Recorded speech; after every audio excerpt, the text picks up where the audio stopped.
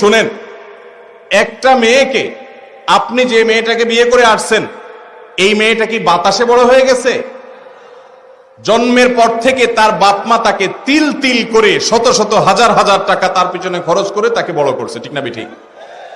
তার পিছনে ঔষধ খরচ করেছে, তার পিছনে ভরণ পোষণ দিয়েছে, তাকে পড়ালেখা করিয়ে মানুষ করেছে।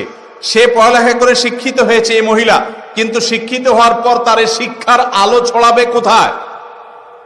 আপনার বাসা, ঠিক না ঠিক?